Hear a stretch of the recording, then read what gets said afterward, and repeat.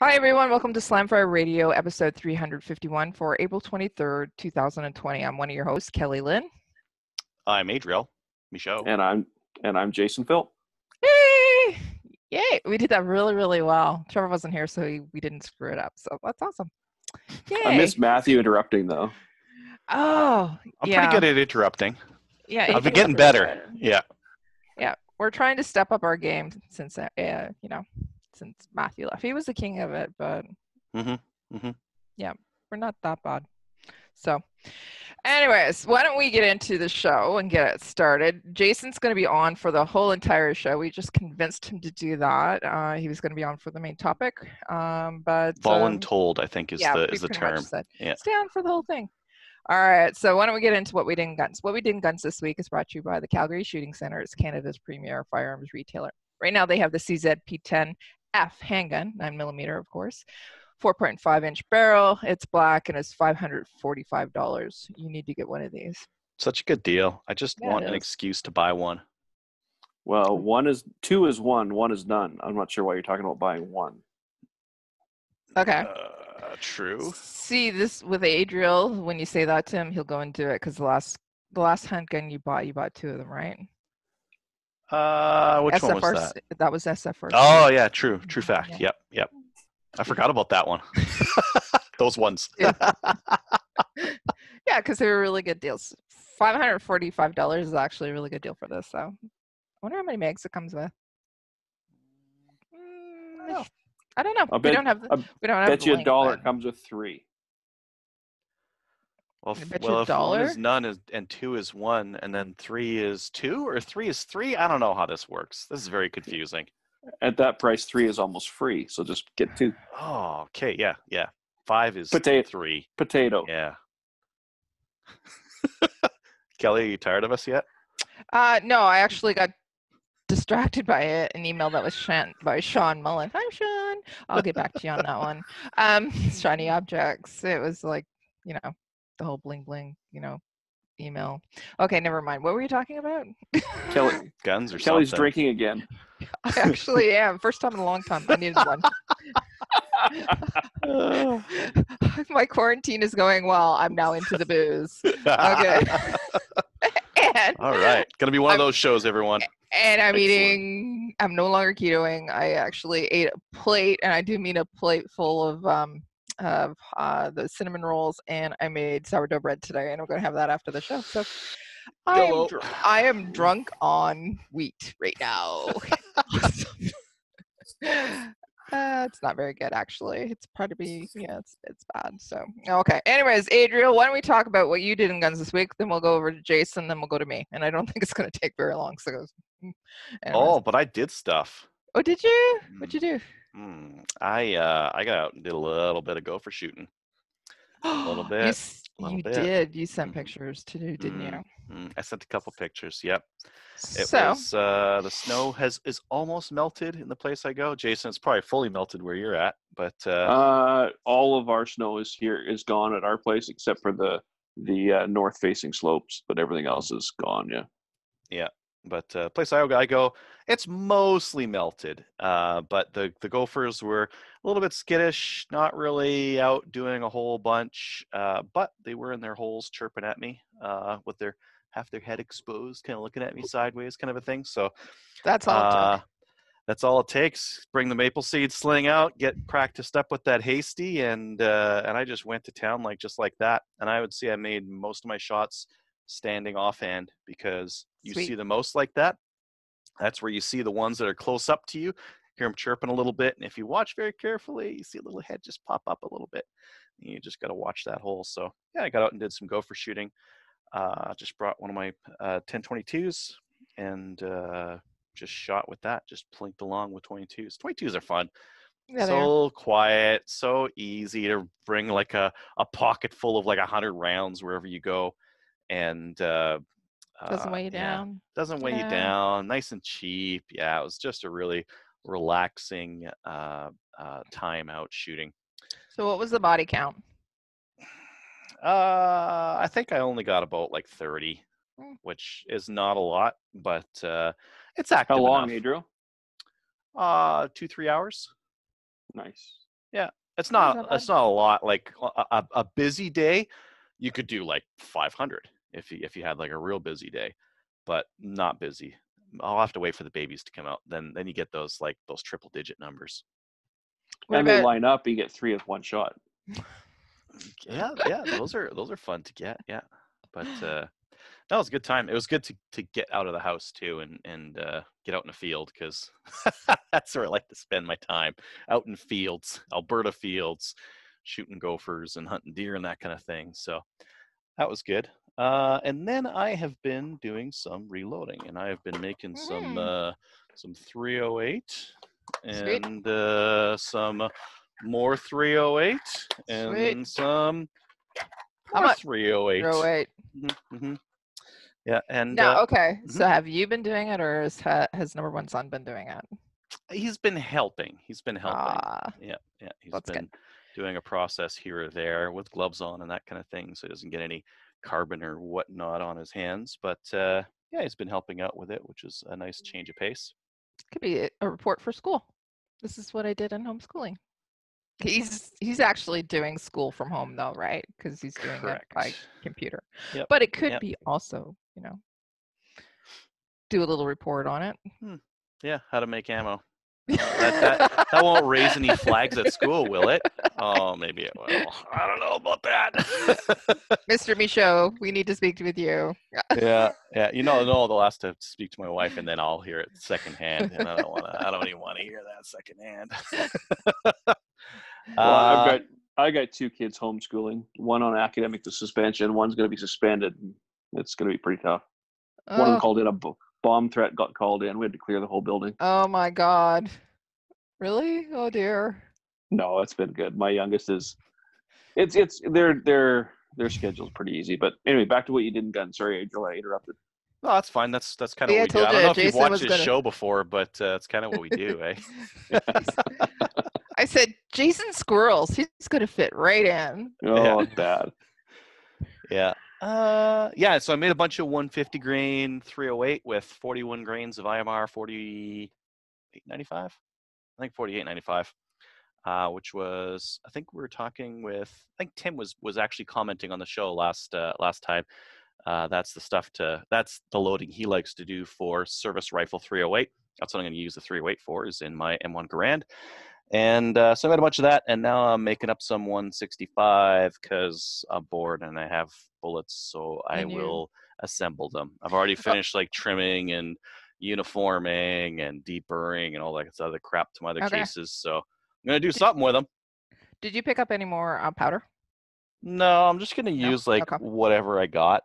I'm just going to keep making ammo until I'm all out of every single component I've got. No matter if it's I'll be using rifle powder and pistol by the time I get to the end here. Oh, good Lord. Okay. No, I kid. Yeah, so I've been reloading, doing that kind of stuff, and I think that's about it. Yeah, that's about it for me. Okay. Jason, what about you? What have you done in gun this week? Or since we last had you on the show, which was a year ago? Yeah. Well, no, it would have been last year, because this time last year I was working my tail off for the charity shoot in Drumheller. But so that's I keep getting those Facebook memories keep popping up, and I decide not to share some of them because it was a very stressful time this time last year. But PTSD. Yeah. It was so no, we've been I mean, we don't go too far, but I did a little gopher shooting a couple of weeks ago. It was the first time ever, even living on the prairies my whole life, that I ever shot gophers in the snow. And I don't know why I didn't do it earlier, because it's awesome. In the snow is so much better. They're easier to see, pink mist and all that kind of good stuff. It was good. If you hit them right, if you got that nice backsplash. Yeah. Now where we were, it was more densely populated than normally when I go. So I had to pick shots because, know what your target is and what's behind it. But last year we were shooting with 223 and 222 Rem Mag, and we'll get some serious pink mist out of that. But 17 HMR is, if you get them close, there's still a little spray there too, because it's pretty fast little shot.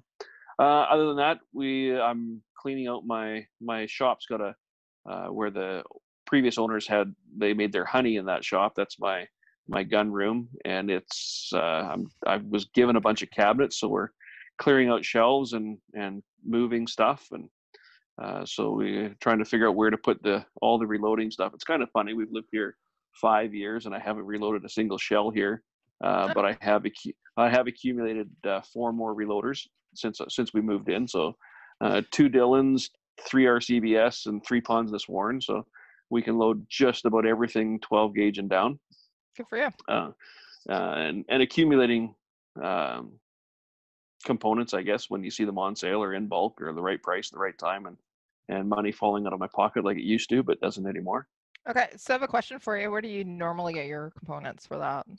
Where do you normally pick them up?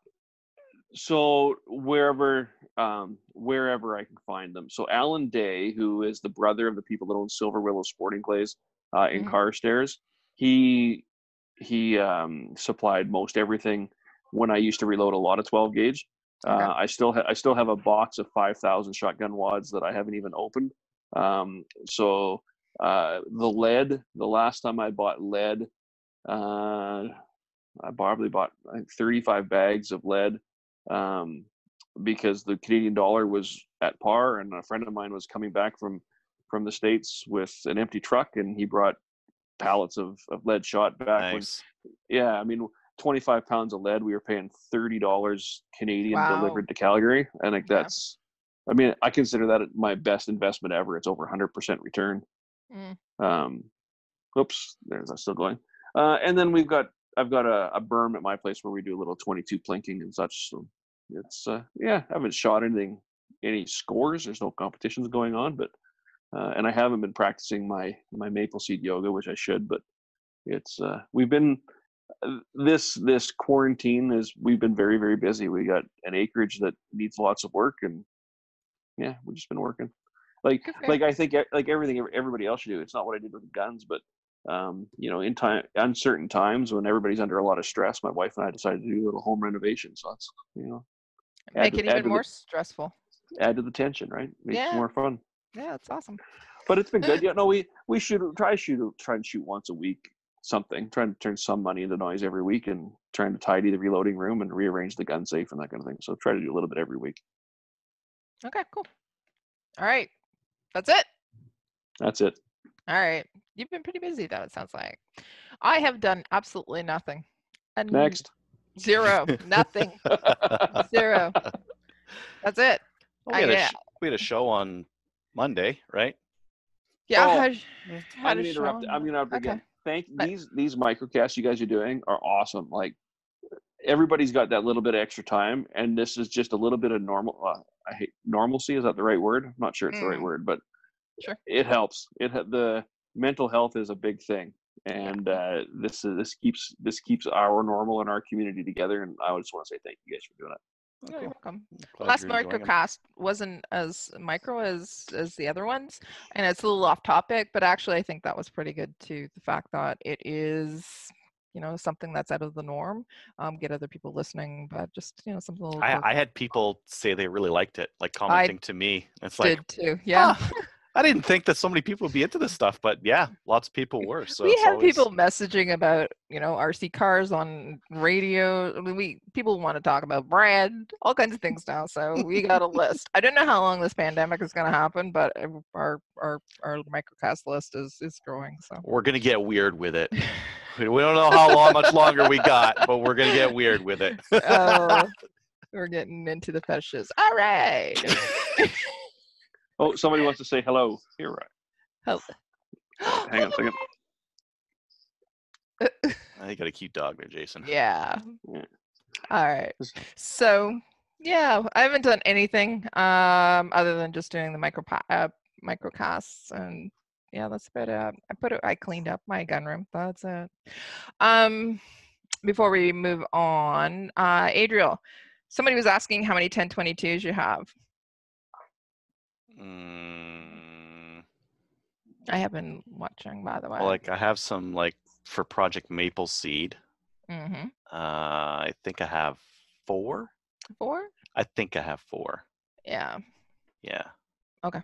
Yeah, you were talking about taking the 1022 out, and then somebody said, "How many 1022s?" I said one of. It's yeah. like, yeah, it's like, yeah. Yeah. I Are you probably have like, for 22s, I probably have a dozen. I probably have 12 22s. Just Just There's a 22s. mathematical formula that'll tell you how many you need. okay. X is how many you have. The Mhm. formula is X plus 1 is how many you need. That is Incrementing, correct. Yeah. I don't know. I've been reviewing 22s, and I still got some of those around. I am slowly selling them off though, so yeah. Okay, cool. I'll weed them out, and then I don't know, buy some more 22s to review. Yeah. New things that come out, things that Mhm. interest you. Okay. Yeah. All right. So 4 is the answer, plus one more, because X plus 1. Yes. Yeah. Okay. 4. All right. Upcoming events. We actually took out the nothing. Don't do anything because everything's closed down. Because it sounds like they're actually starting to think about opening up some things. We're not sure what's going to be happening in the different areas and when things are going to be opening up. But you know, if you do have events that are starting to pop up and you're going to move forward with them, send them to us and we'll advertise them here. We do want to talk about the 10th annual podcast charity shoot. Okay, so May 15th is our cutoff date. If we're not open, if we're not able to have, the restrictions aren't lifted by then, we actually will be canceling the charity shoot. You can still actually register for the charity shoot if you want to. You can go to the Facebook page, there's a link there, and it's actually on Practice Score.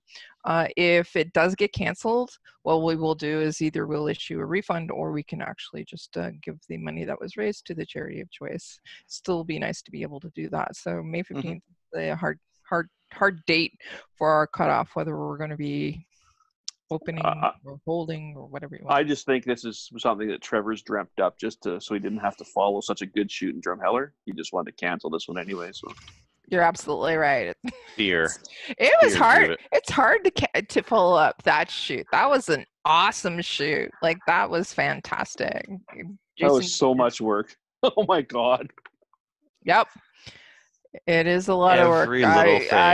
I've planned one. I know how much work it is. And you deserve a medal for it, especially because you had to deal with me and Trevor and everybody. So thank you for doing that. If I ever do it again, the drinks will be more expensive just for Trevor. All right. Okay. So why don't we go on to the news? The news. Adriel, you've put this one in here. It's about the Nova Scotia shooting. We do need to talk a little bit about it. I know that before we do talk about it, we do, as we said on our microcast, we want to express our sympathy and our for those who've lost loved ones, and also our thoughts and prayers are with everybody down in Nova Scotia. I know that I know people who knew people who were killed. So, yeah, I just wanted to say that. But Adriel, why don't we actually move forward with the news piece of it so that we can discuss it a little bit. Well, just in case we have anyone who's maybe in the States hasn't heard of it, who's listening in, there was an active shooter situation in Nova Scotia. A guy went on a killing spree, killed some people that he was trying to target, killed some random people, did the whole thing dressed as a cop, dressed as an RCMP officer with an RCMP officer uniform, with a car that looked like an RCMP officer's car. Killed an RCMP officer, took her car, killed some other people, took their car. Just a really tragic, crazy situation in a very sleepy area of the country. But there's a couple things that have come out of this that as gun owners, whenever these things happen, I mean, our thoughts and sympathies are with the people who lost their lives. The other thing that also comes out is that anti-gunners immediately jump on these things as, oh, well, now we have to add on some more gun legislation because this horrible thing happened, which has happened with this one, just as it happens every time. Trudeau jumped on it and said, yes, so we're going to roll out this assault weapon and other legislation right away. And the inconvenient thing for him It's just inconvenient. It's not actually a showstopper because it didn't seem to stop them for the Dunham Street shootings either. Is that the person was unlicensed? They, according to the RCMP, they did not have an FAC. Did you guys hear that? He didn't have an FAC. I've never had one either. Yeah, I haven't had an FAC. I don't have an FAC, so. Nobody does. They're now pals or our pals. I know the terminology. They have been a pal for 25 years. This guy might as well say, oh, yeah, well, you just dial up to the internet. Like, that's how old the terminology he's using is from. I know. It's super old. Yeah. And in any case, they were really cagey about releasing official details about this day of, the next day, and even the day afterwards. There were no details coming out on this thing from official channels. Yeah. I'm gonna take my tinfoil hat off and say, in a small community with limited resources, they don't want to be wrong. I think there's been too much rush to be first as opposed to rush to be right, and I have no issue with them delaying the release of details. I have massive issue with the spin doctors and their take that we got to do something right now. But for the police to be reticent in releasing wrong information, I have no issue with that. What I have, the fact that there was no emergency alert sent out, I don't understand that part. That was one of the issues that came out of this was we have the government has control over our phones and can send them a text message that blares an alarm in the background whenever they want to. They use this whenever there's a Amber Alert, or they've an used Amber Alert. They have used it recently for COVID as well. They use it when there's a bad storm. Why have they used it for COVID? Why? Because when the Emergency Measures Act came into, like, for Ontario, we received it twice when it was enacted. Stay indoors. We received it through that. So if they so the government is for COVID, they're willing to use this for all sorts of weird BS, and yet something like this happens where it's like, oh my God, there's a shooter on the loose that is killing random people, right? And they tweeted about, like, they put it on Twitter instead of through this thing that gets to everyone's phones. Like, Twitter is not a real platform. Twitter is just for people to go on and complain about stuff. Twitter is instantaneous. It's real time. It is. But who's on it though? Like, the only time you can be on it is if you're willing to put up with the slant that is on it. So it's my favorite sport. See, Jason likes it. That's why a lot of people aren't on it, because they're not like Jason. But it's absolutely right. The people that you're targeting probably weren't people who were on Twitter in that sleepy area of Nova Scotia. No, I don't think they're paying attention to Twitter. So it's outside of Halifax. It's actually near where my family is from. So it's a very sleepy town. It's on the ocean side. It's vacationers, people having vacation homes. So there's not a lot of people there, essentially. And it is like, there was a lot. I'm with Jason. I want the investigation to happen. There were so many different sites there's so many different crime scenes that have to be looked at and investigated. They didn't even know the number of people that died was still climbing, Monday and Tuesday. That part I believe is understandable, because yes, you got, if there's active fires in places that you need investigation teams to go in, and that can take some time. But I believe that they were not prepared for this, and that the response they had to it was awful, and that's why they just didn't want to respond to any kind of questions or give any details. My thoughts on it too are exactly what you're saying. It's a sleepy part of Nova Scotia who are patrolled by the RCMP. The RCMP, how many people do they have in that detachment? Maybe 2, right? 2 cars, maybe, right, at a Truro. So you got nothing. And then they involved the Halifax Police as well, which is a large department, thank God. But it happened on Saturday night. The incident started on Saturday night, and like at 10, was it 10 or 11 in the morning? That's when he was actually shot. 11 in the morning he was shot. Yeah. So from that period of time, they said that they were just about to put out a bulletin at 11 o'clock in the morning. Jeez, That's like 12 hours. 12 hours. Yeah. Yeah. And you had a guy that was pulling people over and shooting them. Do you think any of that has to do with the fact that, like, for a long time, nobody knew that it wasn't a cop? Like, if there were witnesses, they would have seen somebody in a marked car in what appeared to be a uniform.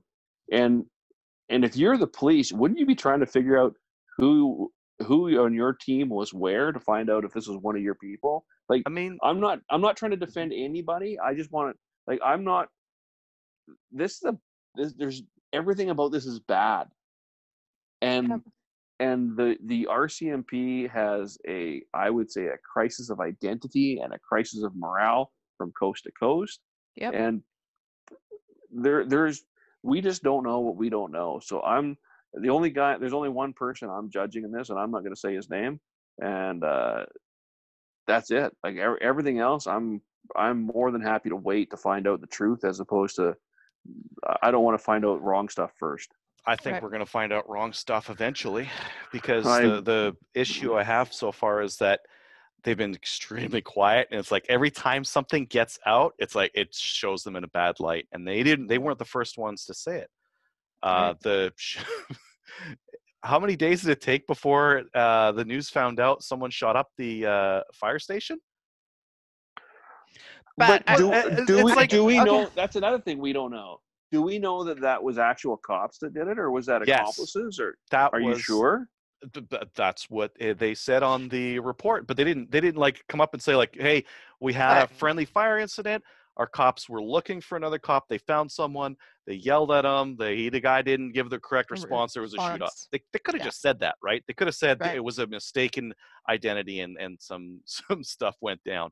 But they didn't say anything. And those guys left without saying anything. This it's like, what the heck? Okay, but you got to admit, you got to look at it. You got to see what was happening at that time. They were saying that somebody in an RCMP car with an RCMP uniform on is pulling people over. People were, and quite honestly, I don't think anybody's ever had to deal with that type of situation. And people are basically, quite honestly, freaking out about it, right? Including the RCMP. I think that the people on the ground, like they made the wrong call, but I think that's okay in the situation they're in. I can't have 20/20 hindsight on what kind of situation they were in, but who came out and said it afterwards? Who was like, that was, we accidentally shut up this place. We thought we got the wrong person, right? No one said it. And that sat for a day before anything was found out. Now that's just one thing that they're not saying. And then, like, sitting on it for how many days do you need to run a PAL check for someone? 5 minutes, maybe. Yeah. Maybe run a list of aliases just in case. How long does that take? Maybe an hour if you're really creative with like looking up some information. That information doesn't come out, and when it does come out, it comes out from someone saying he doesn't have his FAC. I'm not trying to like conspiracy theory. I'm just saying I believe that they have screwed up a lot more, and they're just trying to stay quiet as they can about this because it is just such a mess. Like, how did this guy get his guns? How did he get the uniform? Did anyone like call into the cops and say like, this dude's got a cruiser, a full replica cruiser in his garage? Okay. No one said any of this stuff. Okay, so people knew that. They knew that but you also have those people. You do have people that are those enthusiasts, right? And they want these things, and 9 times out of 10, they're not nut jobs. I don't know if I should use that term, but it's accurate, I think, in this case. People collect them, like just like like people collect, firearms, or people collect, So he collected a cruiser. However, I've sold lots of retired cop cars. All not with their decals on, though. No, all decommissioned. Yes, but the fact that he had a cop car means nothing. I mean, obviously he was an enthusiast of something, but who are his friends? Who are his family? How did it get this far? Yeah, I think that we're gonna have a lot of questions before we have a lot of answers. I think. Right. I think that he is his ex-wife. Made a good Saw decision. some warning signs and decided to get out of Dodge. Saw some warning signs, yeah.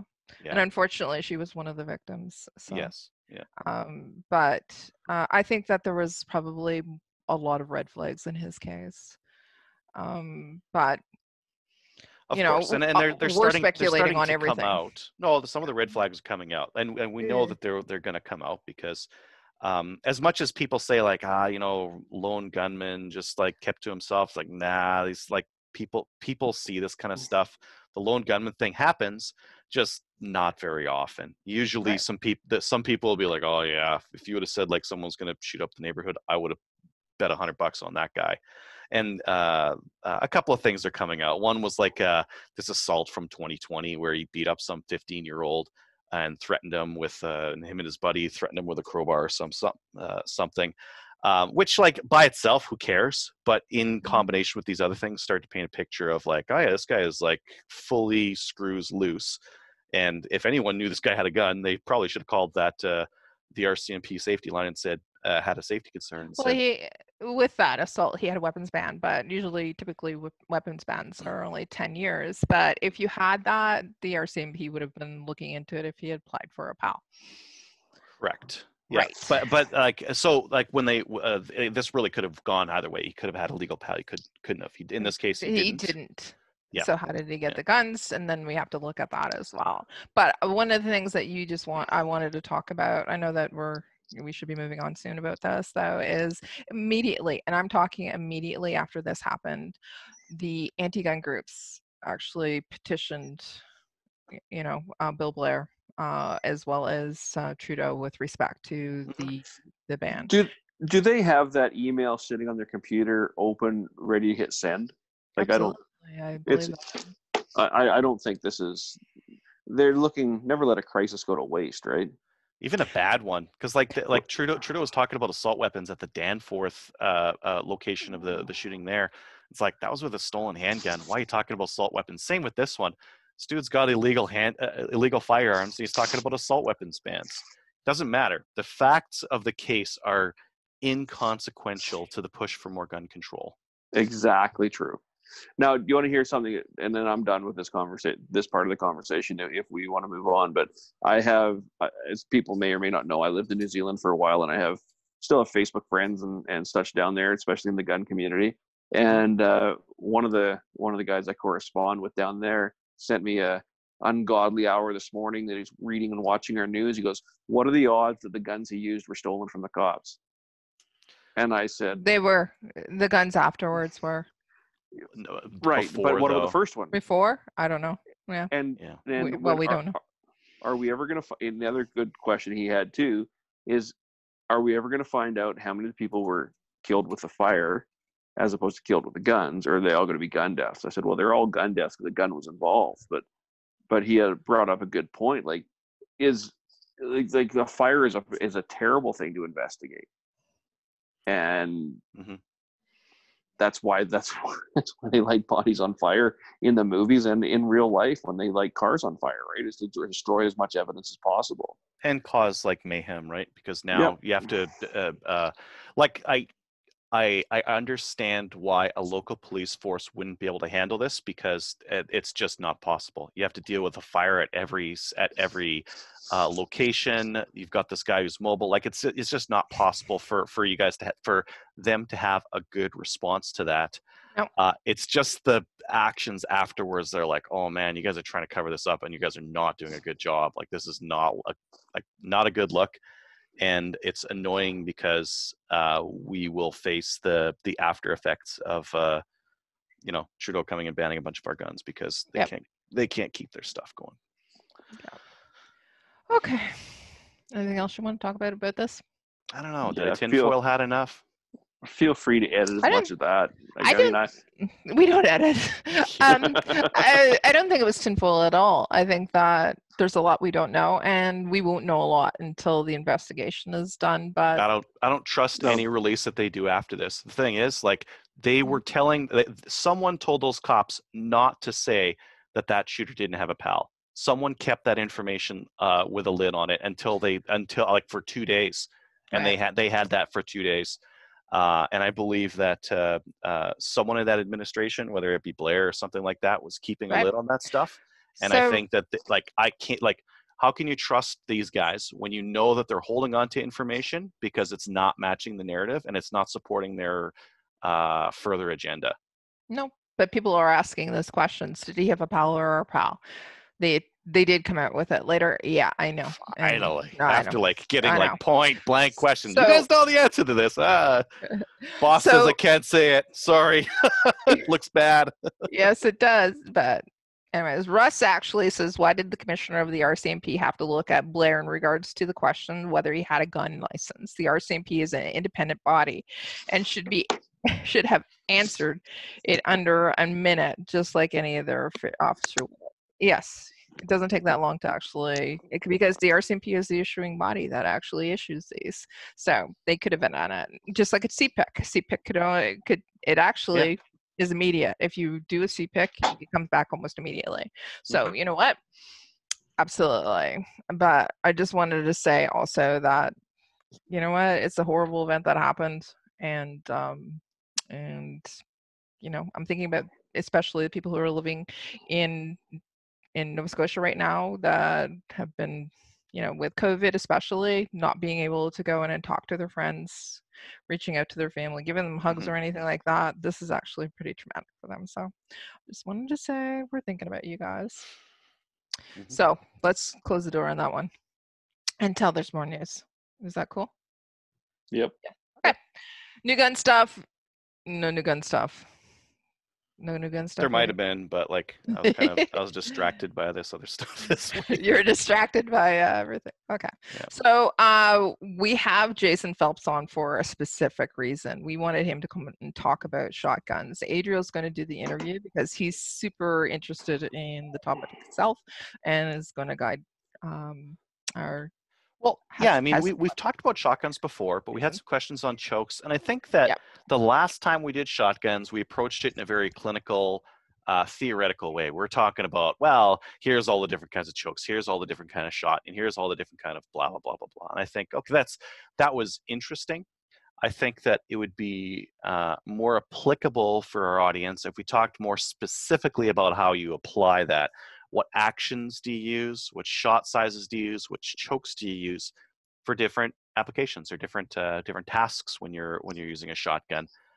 Because I think that would help people more. So, Jason, why don't we start with something that you're extremely passionate about? Why don't we start with trap? What kind of No? Missed it by that much. You don't shoot the skeets or you shoot the traps?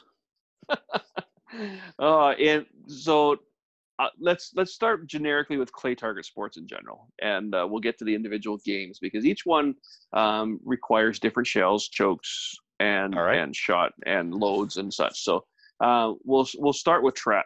Start with clay target in general. Internationally, as far as I know, no clay target sport allows a shot size bigger than 7. Now you'll see most here are 7.5 or 8, but we do see shot size 7 in some countries. And if you put shot 7 and 7.5 side by side, it's very hard to tell the difference without a micrometer. And if you have 7.5 and 8 side by side without micrometer, you can't really tell the difference. Of course, the higher the number means the smaller the pellet. So a 7 is bigger than a 7.5 is bigger than an 8. I have used shot sizes as small as 11, and that was shooting skeet, and that was just because it was a novelty. Somebody had a box to try, and when you hit, there's a lot of lead, a lot of pellets coming out of a shell with an ounce of 11s in it. But they're small pellets, so if you shoot at a target too far away, you risk the chance of hitting the target but not breaking it. So trap, skeet, sporting clays, 9s for close targets and incomers, and 7.5s or 8s for the rest, and that'll pretty much do all the clay target stuff that you need to do. Do you ever use 9s, or you just go 7.5, 8s for the whole, all the time? When I was shooting a lot of skeet, I used a lot of 9s. There was a time when I was shooting 7/8 of an ounce of number 9 shot, 1,450 feet per second. I think they were a Winchester a load. But the reason I bought them is, or the reason I shot them is that I could get them under $50 for 10 boxes of shells taxed and delivered to me. So it was about price. I was poor, and it was the way you could shoot more shells. But when I buy a shot, it's 7.5 or 8, and I don't really care which one it is. Mm-hmm. The only time I would use 9s now is if I'm shooting at the belly of a target. So a clay target is dome shaped. If I'm shooting the underside of a target, they're easier to break from the bottom to the top, just the geometry of the target. Somebody told me that. I believe it, so let's call it true. And it just seems if you can see the underside of the target, it takes less effort to break it. So if I have 9s and it's a close-in target, I'm seeing the bottom, I'll put in a cylinder bore or skeet choke and shoot the small loads. But 99% of everything I've shot in the last 10 years has been 7.5 or 8. So practically speaking, 7.5 or 8, good to go for your clay sports. Yeah. And what kind of you were mentioning chokes there just a little bit. You're saying skeet or cylinder. Which ones, like, do you typically change them out, or you typically just run the same ones all the time? So we'll talk. I normally would shoot anything that is 15 yards and closer. I would shoot with a skeet choke, and anything past 15 yards, I'd use a light modified choke. And again, because I'm poor and cheap most of the time, most of my life, those were the ones that I had were extended chokes, and they were easier and faster to change when I was shooting sporting clays. Now, to prove a point, because I'm a bit of some have said I'm a bit of a dick. People were running their mouth at a trap. It wasn't a competition, but trap shooting night. And they told me that the only thing you could shoot was number 7s with a full choke and 1 ounce and 1/8.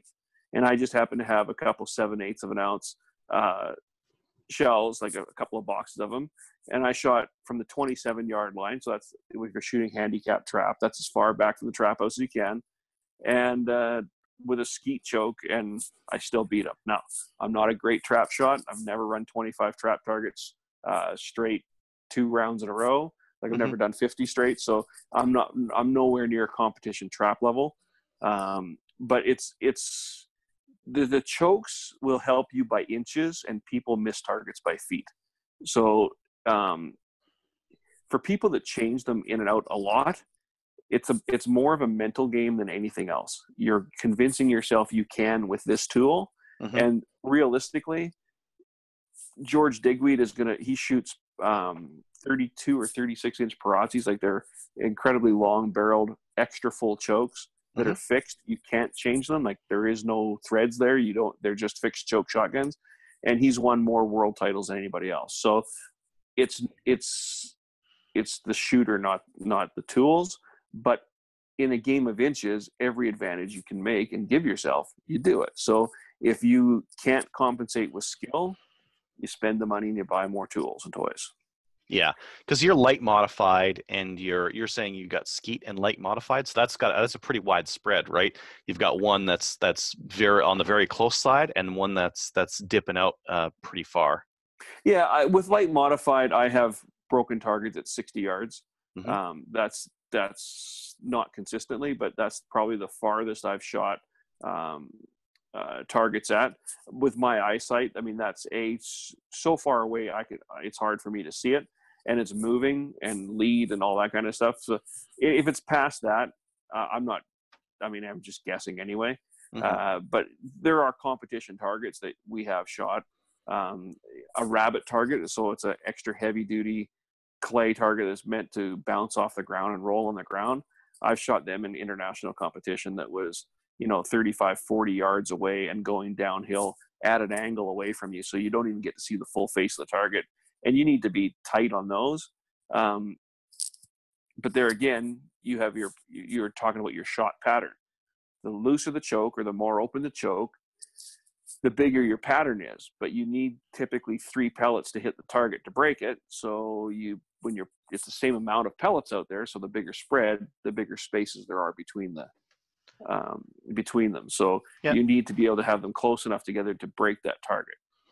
Realistically, any of the clay target sports that you're going to shoot in Canada at amateur level competition, an improved cylinder choke and an ounce of number 8 shot and the rest is all you and in between your ears. I like that. That's some very practical advice to give. IC and number 8. Yeah, I mean, in 3-gun, we would like IC is good enough for most of it. You could use modified, just the same thing. I think if your local club are masochists and they put in some like really tight no shoots against their shoot targets, that a full choke is kind of handy. Ours is different though, because like we shoot like spinners and like steel, you get knocked down. You got to put a lot of lead on those things. You can't just put a couple. So your aim has to be good, and you need like that dense pattern to nail that spinner if you want to turn that thing around. What distance are you shooting those targets at, Adriel? 10 to 25 meters. But so if even at 10 meters, IC is starting to get a little bit broader. If you hit them with an M, you'll get most of your pattern inside that paddle. And guys shooting cylinder bore shotguns, just give up. You're never going to spin that spinner, even with a cylinder bore shotgun. You just don't put enough pellets on target for it to turn. It's surprising the difference it makes. Are you familiar with the term cutting a ringer? No. Have you got a shotgun shell handy? No. Okay, so picture a shotgun shell. Yep. You have your brass inside, then you have your plastic. It's not full, right? There's a wad inside there. Mm-hmm. So if you cut the outside casing of your shotgun shell around the wad, when you fire that shell, then the whole plastic casing goes and it keeps your pattern together a little further out there, and it acts sort of like a frangible slug. So I'm told, allegedly. This is for entertainment purposes only and not to be used as legal advice. Don't do it. It sounds like a good way to get some random crap stuck in your shotgun. Oh, no. I've never heard of anybody having anything stuck in your shotgun doing that. I mean, and if you did, the plastic would basically fall at the end anyway. Yeah. Interesting. It's I've seen other people shoot, I don't know, 50 yards and it's like a shotgun slug splatters. It's interesting. I've heard of people doing like wax slugs, but like that's against the rules in 3-gun to use like a slug on a pellet target. But hang on, if you're reloading your shotgun shells and you just pour a little paraffin in, it's on a single stage press, you couldn't do it on a progressive, but you could just pour paraffin in, and then the pellets will not separate when they leave the barrel, but they will separate when they impact something. Mm-hmm.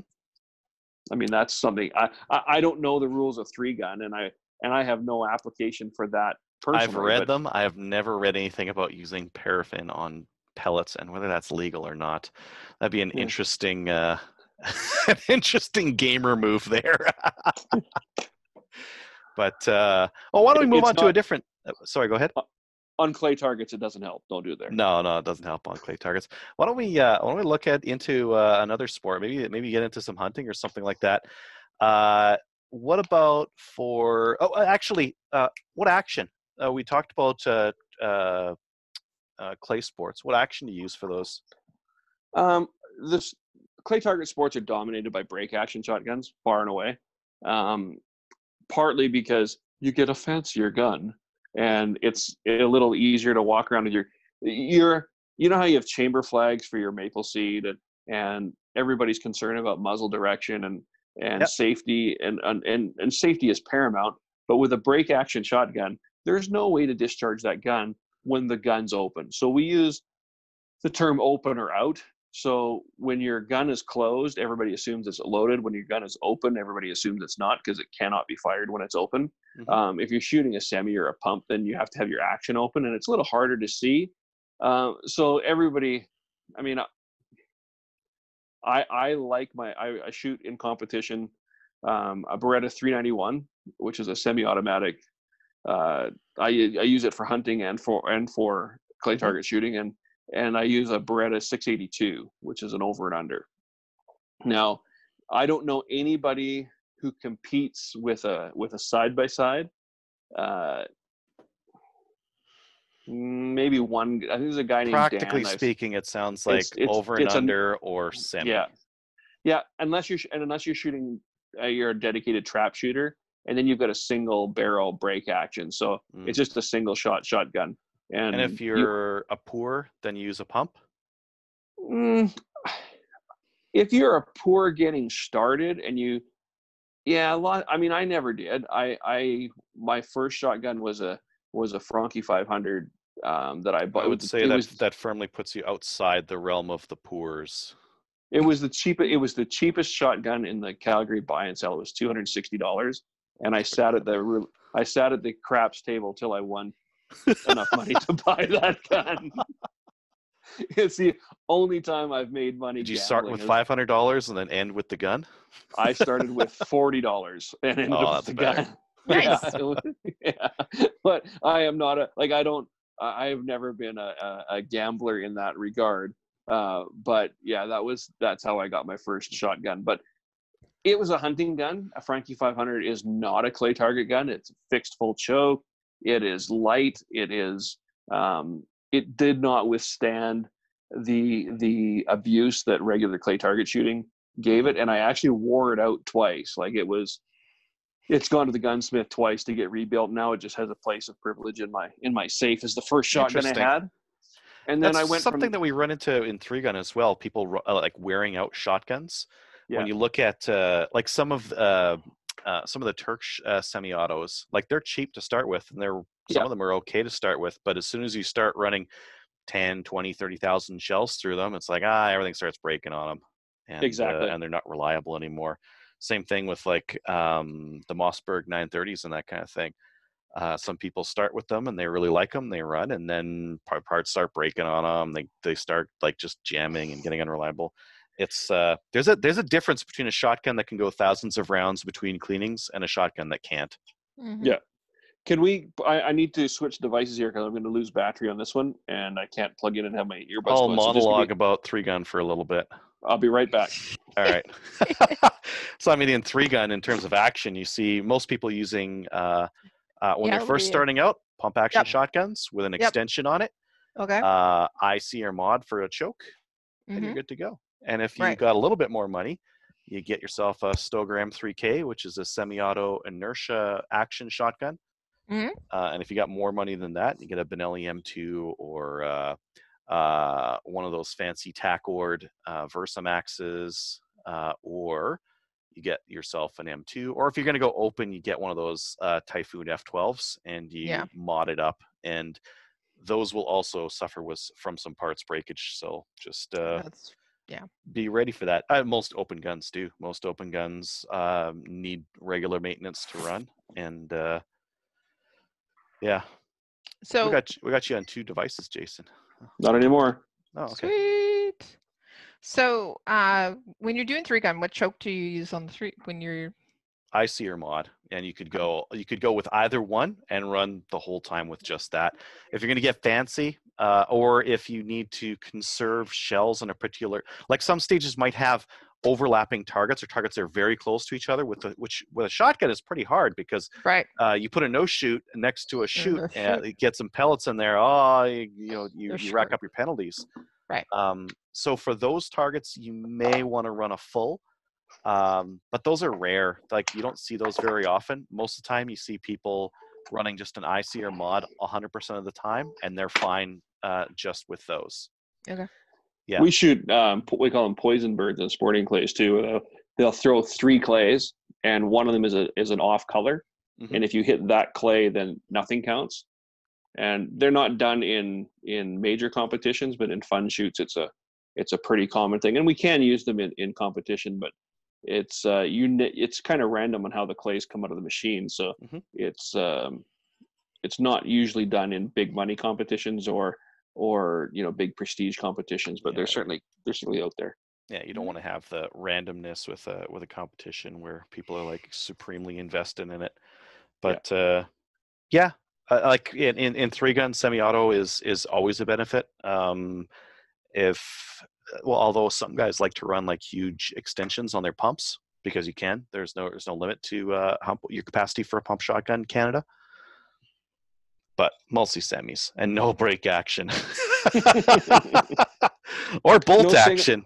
Someone was asking me about bolt action shotguns. They're like, why would you use these? I'm like, never. That's a terrible idea for everything. Why would you use a bolt action shotgun? Oh, for a boat paddle? Yeah, maybe in a country where like you can't have like a better action on your shotgun, and that's as good as it gets. I think they were cheap when they were new too, weren't they? Yeah, or people might have used them for slug hunting with deer and that kind of thing, because you could run a rifled barrel and a bolt action shotgun and it would be okay, I guess. You're only going to shoot one shot anyways. I shot trap with one time only just to say that I'd done it. But yeah, it's not the right tool for any job I've ever done. No, because everything else works. They're not precise enough to need them. Right. Yeah, but they're very neat. The old Savage bolt actions with the magazine on them. It's just like, it's the weirdest thing ever. But okay, well, there's 3-gun, there's trap. What about some of our hunting sports? What would you use for what would the optimal tool be for upland? And what is upland anyways? So upland game refers to bird hunting that's not waterfowl. Pheasants, chukars, partridge, chickadees. Good luck. That's a tight choke on that. and you got to get a lot, because it takes you got to either stay as skinny as Matthew. They just do a kebab with a whole bunch of them on there, right? I shoot when I shoot pheasants. I'm usually like, when I'm using my over and under. If I use my Browning, it's fixed, full, and modified, so I use that. And I like shooting. It's an old Browning superposed. It's built in 1959. It's just one of my favorite shotguns. You said 3 things there. You said fixed, full, and modified. So fixed means you can't. Yeah, fixed means you can't change them. They are. That's just the site. It is just the barrel that it is. You can't screw in a different choke. No, it's just built in. Yeah. Yep. And the Browning superposed, the barrel walls are too thin to be able to thread them. Like, that's something that you can do with some older shotguns. If the barrel wall is thick enough, you can have the barrel. Now, just because the rules are rules and postage is postage, you could send your barrels to Briley, and I think they're in Texas, but I can't remember. Briley will thread your barrels and sell you choke tubes, and for old, especially old like an Auto 5, great running shotgun. You're never going to wear it out shooting target loads with it. But most of them, I think all of them, were all fixed chokes. You could get it sent away, have or as I did when I used to shoot a Browning double auto, which is just a 2-shot auto, a 12-vet. I had 4 different barrels, and I could actually change barrels faster than some of my competitors could change chokes. Now, I never competed with it in serious competition, because it was just a gun that I bought because it was kind of neat and cool, and the price is right. But it came with there were no changeable chokes, but it was a very, very, very quick system to change the barrel on it. Yeah. But really, there are clay target coaches called Gil and Vicky Ash, and they actually wrote a magazine article for Sporting Clays magazine that actually had the best description of what chokes are and what they do. Because choke tubes, to change them while you're hunting is craziness. Yeah. The reason double barrel shotguns have 2 different chokes in them normally when you buy them is you shoot one barrel for close range, and if you miss, you shoot your second barrel for further away if the bird's going away, or vice versa. Now, if you've got 2 triggers and you're quick on the think, then that's easy to do. If you're not quick on the think, then who knows if you're going to get both barrels together or the wrong barrel first. So I've never had a twin trigger shotgun. I don't like them, but I don't like them because I've never had one. I never had to learn with one. I kind of like the single trigger ones, because you just like no thinking about it, just to 100%. Start pulling the trigger. And if you happen to get your finger between the triggers and you pull the back trigger, the recoil can drive that front trigger into your finger, cut your finger, or they're designed to pull the front trigger first, so that way you can just drag your finger to the back trigger. Not the most precise trigger trainer maple seed trigger pull or trigger press, pardon me. But it's a thing. It's just not. It's outdated and obsolete, and you only see it now in really cheap or really expensive shotguns.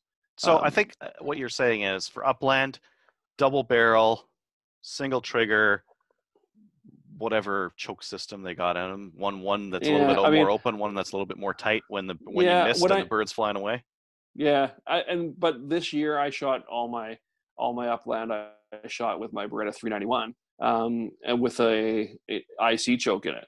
Mm-hmm. And this is, on a percentage wise, this is a really good year for me.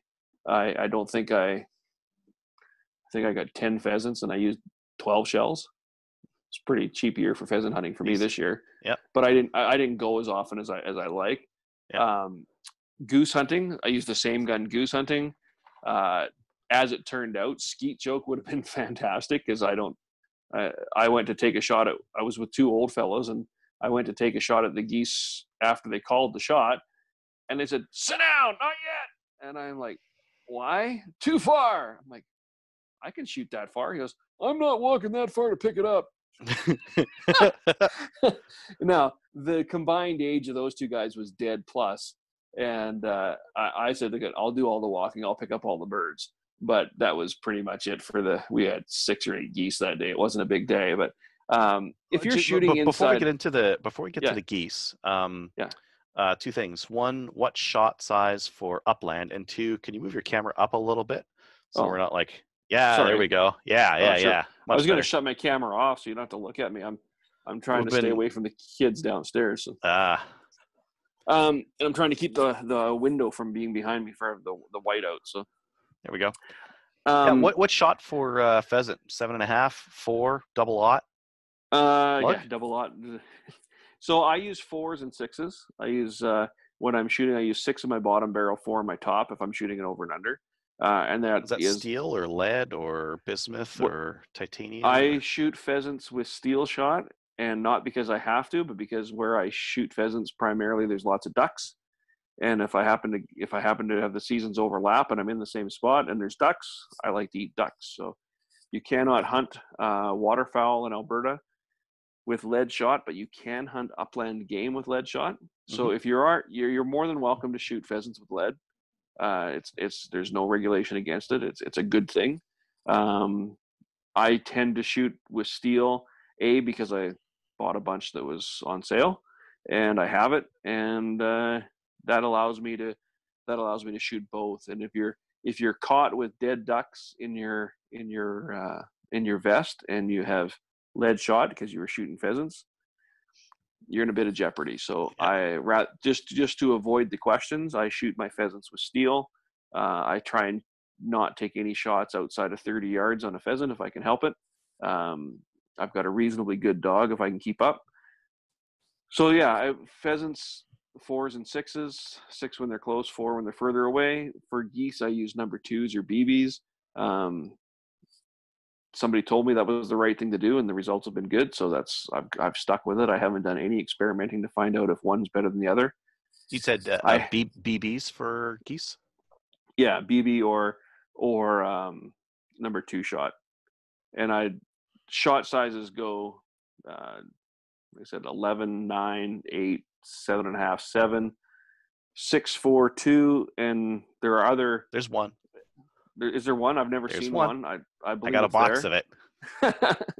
And then it goes. There's BB, triple B, double aught and triple aught buck, which is double aught buck. I think is about the same as a 9mm for diameter. I think they're big old lead balls. Yeah, I mean you're not shooting birds with that. And like I said, I do it because I was told to, and it worked, and it wasn't broke, so I didn't try and fix it. I've really done very little bird hunting compared to the clay target shooting I've done. So I take the advice where it's there. I've done a bit of duck and goose, and with the duck, number 4s are seem to be really good in steel, and then with the geese, BB has been fine for me.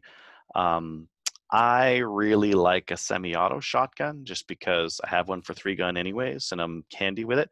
And I got the match saver, so I can pull that shot over into the port, hit the button, and be back up and get one more shot, just in case. So in upland, very seldom do you flush 2 pheasants at once. Like I've done it twice in my entire hunting career of 15 years, where there's been the opportunity to take 2 birds. And realistically, if you don't get on the second shot, it's flowing further away. I mean, it's not like a clay target where as soon as it leaves the machine, it's slowing down. That bird is, if you missed or got close the first time, it's speeding up. It's getting out of there. So, yeah. I guess like for duck and goose, the other thing to consider is that you're not using a 2 3/4 inch shell, right? Using a 3-inch or a 3.5. Yeah, I normally shoot 3-inch shells at waterfowl just because that's what I have. When I'm shooting upland, it's 2 3/4. But yeah, it's about payload and reach and what's available for you at the time. So it's not that you can't, just that there's better tools for the job, right? Yeah, and with goose, or mostly with goose, because I think with duck, like number 4, you can get enough shot in there in a 3-inch, but some guys like the 3.5 for goose, just because when you get up to BB, there's there's not a lot of pellets in there. That's right. A little bit more shot payload gets you a little bit better coverage. One thing to think about too is especially when you get into the higher end shotguns, there are chokes that come with your shotgun, and that's for the poors apparently. You got to you upgrade your chokes, and you get Briley's or Mueller's, or there's all sorts of different brands. The most important thing for me is the confidence you have in it. Now, there is technical advantages, but I don't think I've ever seen anybody outshoot their gun. Like, I don't know anybody who can, I mean, if you believe it, it becomes a thing, but are you shooting better, or are you just believing you're going to shoot better and thus shooting better? And it's such a psychological part of the game. And I kind of like the ones. So with a lot of most shotgun chokes, you need to use a choke tool, like a key to get in there and turn them out. I like the ones that are like external thread, so you can just grab onto them and twist them off. For a 3-gun at least, because if you need to change between 2 different stages, it's super quick. You twist it off. You can do it by hand. You don't need your choke tool. And some of them will have labeling on the outside. So with the inset ones, there can be like little scores in it to tell you like what choke it is, which is kind of hard to read if it's called carboned up or if you've got bad eyesight. Whereas the other ones, or you forget is 4 hash marks. Is that the tight one, or is it? I have, like I said, I have choke tubes from various shotguns that interchange with my, like the Benelli Nova that I sold Kelly has the same choke system as my Beretta 682, which has the same choke system as Supernova, but my 391 has a different choke system. Making sure that they match if you're going to interchange is really important. Like Browning, Midas Gold, Optima, Select, Invector, Browning's an Invector. And then you get it into Carlson chokes, and Carlson makes them for multiple brands and styles, and you just have to make sure it matches. Now, the other thing is looking after your choke tubes. You shouldn't have any issues breaking them if you're careful, but if you drop them on a stone and they're not round anymore, then it's not going to work anymore, right? Or the geometry is crank it on too tight and then leave it in there for a long time and it gets stuck. I've never, like, I've left choke tubes in. Well, I my 391, that improved cylinder's been in there for 2 years. Now it's come out and gone back in, but I haven't shot any other choke in that gun for 2 years. And I leave it in there. I don't take it out every time I clean. I don't take it out every time I take the gun apart. I don't know. I've heard of it. I believe it's a thing. I don't know how you would ever possibly have a choke tube stuck in where you couldn't get it out. And if you did get it stuck in, if you crammed it in too tight, then you might not be able to get it out. Remember, you're still threading against a shoulder, right? There's still to keep your smoothness inside. There's where the choke tube, it can only go so far. There's no gap for it to go. Like it's a pretty precision machined instrument to get that to go in just perfect. So I know what happens. Maybe Remingtons. And you're describing precision machined. It's like, I don't think they do that very well these days. And that's fair. I don't know that I've ever owned. The only Remington shotgun I have ever owned is my Model 11, which is the Browning Auto 5 clone. So that's the only one I've got. And the first shotgun I ever ran 25 straight with trap. With a 100-year-old shotgun. It was pretty cool. Yeah. Cool. What else can you do with a shotgun? What else can you talk for chokes and that kind of thing? I guess you can hunt big game. I've never done it. I've never ever. Not on the prairies. No, not like, because you don't have to. I think there's some jurisdictions where you can only use a shotgun, and in those areas they run a slug in some areas, and some you have to run buckshot. So you get a saboted slug. So you put a slug inside of a sabot. So it's a Sabo. Por favor. Sure. Merci beaucoup, Monsieur Michaud. Oh no! Thank you for that. God. Sabo. Yeah, Sabo. Like I've seen them. Never. It's good. I've Sabo. never used one. Yeah, You've never used one. Okay. I used one for fun one time. It was like not worth. I didn't even run it through a rifled barrel because I don't have one of those. But apparently, if you're gonna like shoot deer where there's a bunch of people and a bunch of houses and cottages and that kind of thing, you might have to go get a rifled barrel, run a Sabo slug, put a scope on a cantilever mount on your barrel for your shotgun, and run that. And that is the bee's knees for deer hunting with a shotgun. You could use buckshot, but if I told you could get a rifled choke, would you believe me? I would, because some people use those in 3-gun as a spreader choke. Because if you put shot through it, it just goes wow, everywhere. Sprays it everywhere. it's like shooting a 22 shot shell through a 22. If you're pointing it, I've only ever seen them used at rabbit targets inside of 10 yards. I've never seen anybody else use one for anything other than that, except a guy that I shoot with on a fairly regular basis. He forgot to take it out. And he was shooting, 15, 20-yard crossing birds that, normally you just vaporize them, turn them into black powder, and he couldn't hit one. He couldn't hit one, and he couldn't hit one, and he couldn't hit one. And then he found out he left his spreader choke in. And the funny thing is we figured it out about 4 shots before he did. Uh-huh. I think those are supposed to be used with, like, the idea behind those was with slugs, I think. I believe that I don't think so. Yeah. Why would they make a rifled choke for shot? I know they're a spreader now. No, I think they were designed for spreader. If really? If somebody told me they were, no, I mean, it's only an inch of spin at the end of the barrel. I don't think that would be effective, would it? For a slug? Well, I mean, I don't know. The Forster slugs have like a little bit of like spin into the lead. I don't think that does anything either. I think those things, like, they don't have hardly any stabilization. I thought that was just so that when it pushed through, those fins would deform to fill your barrel to have more gas pressure. I didn't think they actually did anything. Correct. That actually spun the choke or spun the slug. But there again, you're way outside my wheelhouse with slugs and shotgun. Mine as well, because I don't like. You can use a spreader choke in 3-gun. I don't particularly need to use one because I find cylinders just fine. And I don't hunt deer with shotguns either because I don't need to. I can use a rifle. I've seen some people shooting deer with buckshot, and it doesn't look fantastic. It looks like you put a big wide wound pattern into the deer. Close up, you're going to do the trick. So will everything. That's right. And far away, it's not the greatest. You're probably going to get some gut shot in there. It's probably going to make a mess of your stupid deer. I don't know, but I'm talking trash about something that I don't do myself, which is probably something I shouldn't do, because there's probably that's the only thing I talk about trash about is the stuff I don't do. I never talk trash about the stuff I do. Buckshot hunting deer. What is this nonsense? Use a 308. Come on.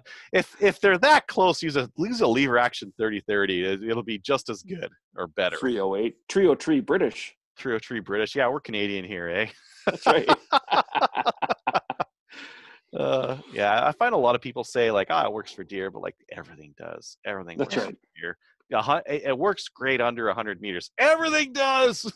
There's like any gun will work there. Is there anything that we missed with shotguns? I don't think so. It's I mean, it's a never-ending money pit, I guess. It Like can be. It can be very practical too. You could just use a pump action shotgun and go do like around a trap and go shoot pheasants and go do some ducks and some geese and maybe even shoot a deer with it. Absolutely, you can. And like I said, it only becomes a money pit when you spend money that you shouldn't. Like, what's the right number? Well, there's a pair of Holland & Holland Royal Deluxe Royal Doubles or Royal Deluxes that have been for sale at the New York Gun Room for Holland & Holland for the last 7 years, and they're 250,000 pounds each, and you have to buy the pair. Like, there's no limit, right?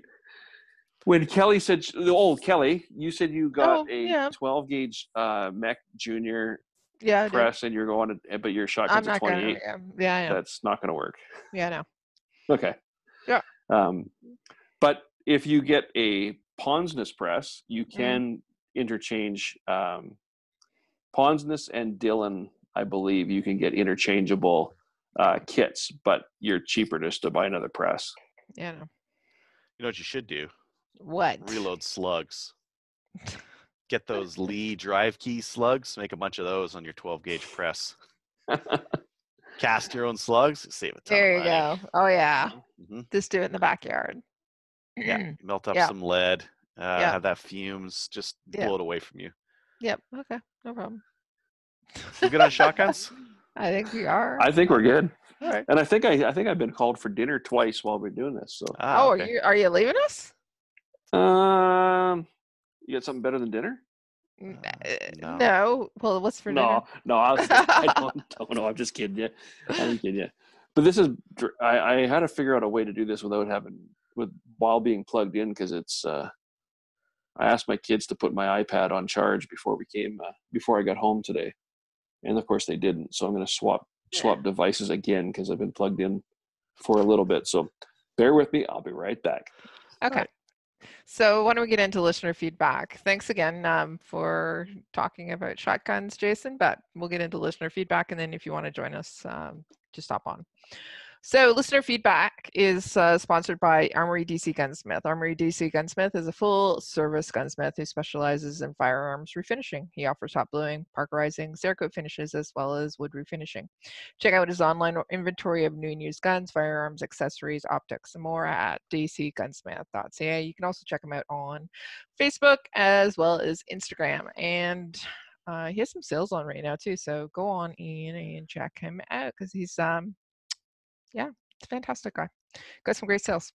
All right, I'll read the one from Joel. Joel's been emailing us for the past couple of weeks, and I'll read these and we can talk about his, and then we'll switch out. So from Joel, it says, I'll start my reply by admitting I may be a dumbass for assuming something that looks like a dovetail that is 11 millimeters is an 11 millimeter dovetail. I'll also admit I know nothing about shotguns. Oh, hello. Better? Yes, thank you. No feedback. So where was I? Oh yeah. So I'll also admit I know nothing about shotguns. This is my first. Congratulations, Joel. It's the perfect show to actually talk about everything that you're talking about. Anyways, I've attached some of the photos that I thought was a dovetail on the Canuck Defender Enforcer. It's an inexpensive red dot that seems to fit on the groove. Admittedly, this red dot doesn't hold zero when mounted there, which is why I'm writing this email in the first place. So he did actually send us some photos. Do I have a he's got a pick rail. He's got a pick rail on the top. It's a Picatinny rail is all like you can put a red dot right on that thing. Yeah, so it's not 11 millimeter. It's just a Picatinny rail, and you can stick anything on that. Anything, that is basically. ready to rock and roll for a red dot or whatever. He shows an adapter on top of it, which looks like a raised rail with Weaver on the top. You don't need that. Weaver is kind of like Picatinny in that you can like clamp on some rings on there or a red dot. Weaver typically has fewer slots. Picatinny has like evenly spaced slots the whole way down. You have pick rail. You can put anything you want to on it. Right. Well, he's talking about putting a vortex on it. So cool. He has an inexpensive one already, but vortex actually is fantastic. Just put it on there and buy one and put it on it. I don't really think we really need to get into his second one because it's actually comparing. What? You know what he says? What? He says this red dot doesn't hold 0 when mounted here. No, but he's talking about, so the picture that he has, it's actually not the rail itself, it's the groove. So he's mounted it in a groove, and it's not real. But when you go back and look at his photo, let's go down to the second photo that's on the bottom. Okay, so he can mount it onto the rail there, and he's fine.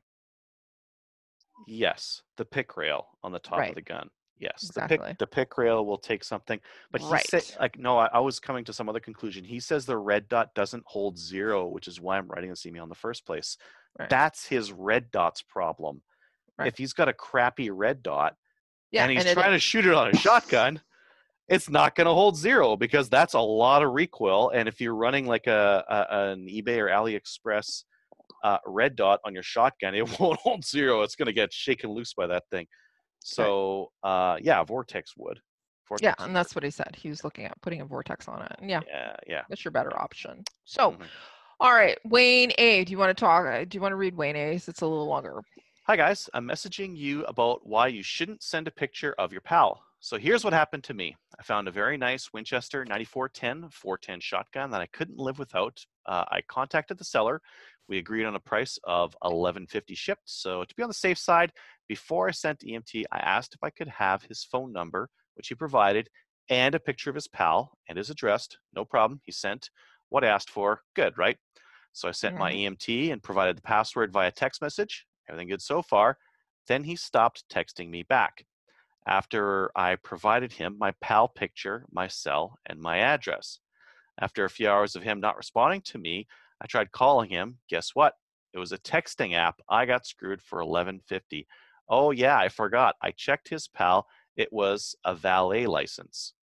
So here's where it got better. Now I had to make out a police report, then call the RCMP. They had to cancel my license now because it was used in a fraud scam. I had to fill out a new application for a PAL, send a new picture, pay for a new license. Took, around 2 months to get a new one. So all my restricted firearms needed a new registration certificate because they were linked to my old license for 2 months, I couldn't use any of them until my new license arrived and certificates. When I was talking to the CFO, she said that the PAL was used, was a guy in Chatham, Ontario. The seller said he was in BC.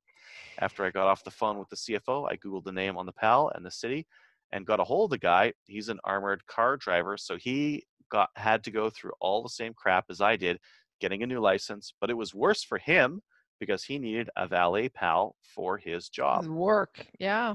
On my next gun sale, I now don't trust anyone. The buyer provides me with his PAL and address. I called to verify it and his address to make sure his license and mailing address are the same, and was told the PAL was good, but they're not allowed to tell me if the address is. So now I send my expiry date and my number, and if that's not enough, I move on. So when your PAL is sold on the dark web and Trevor Furlot is buying guns and having them shipped to Jane and Finch, I'm going to say, I told you so. I hope I'm not too late to prevent a bad trader rating. There might be a good reason he didn't send it. Sorry for the bad spelling and grammar. I'm a truck driver, not a school teacher. P.S. If you see my name on your next school teacher. Yeah. We won't talk about Trevor anymore. Yeah, grammar. If you see my name on your next gun sale, check the number with the RCMP. It might not really be me because my old PAL still has a good expiration date. And hi, Kelly. I'm from Kingston too. Hi, Wayne. Okay. So I think actually he did it correctly. If the CFO is open, we can call them. We can actually check and make sure a PAL is registered to that person and it's a valid PAL, etc. But I know I asked to look for, I want pictures. So I don't know. That's a lot of. I do it through CGN because there's a trader rating and it's very hard to spoof that. So I don't worry about it as much. I generally know that if I'm on CGN, I'm not going to get hosed. If it's on a more anonymous trading site, then I don't like the dark web. Especially the dark web. Yeah, that's very untrustworthy. The dark web is. Yeah, got to pay for Bitcoin, pay for stuff in Bitcoins and stuff. No. Anyways. There's your microcast for you. Bitcoins. Cyber cash? No. Cyber currencies. Yeah. Those are going forward. I don't know. Dogecoin. Yeah. Okay. Thanks, Wayne. From Troy, it says, "Hey guys, have been a short-time listener now at random intervals. First heard of the show when the Maccabee Defense SLR came onto the market and I got my pre-order in. I love listening to you guys on the way to and from work. Absolutely love the humor in episode 350 and about the right eye and left eye dominant children poking children's eye out. Okay. Learning a lot along the way. Tons of cool and interesting facts. Keep up the good spirits and the good work on the show," says Troy. Thanks, Troy. Cool. Alex, you want to read this from one? Alex? Hey guys, I was thinking it would be nice to hear about different water filtration methods in case the taps get shut off. Methods like distilling. Also, since the shooting in Nova Scotia happened, I have a feeling we'll have Rod or Tracy on as a guest. But what about other pro-gun personalities like Coleon Noir?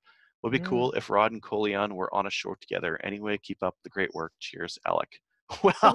Well, Alex, your timing is impeccable. Wait just a little while, and you might find Coleon's opinions on Canadian gun laws shortly. Yeah, that's going to be really cool. It's I like seeing his videos too, like the ones previous. They're extremely well thought out. They are really well. Yeah. He used to be a cop, right? I think he was. So. No, lawyer, I thought. Oh, maybe. Yeah. No, lawyer. You're right.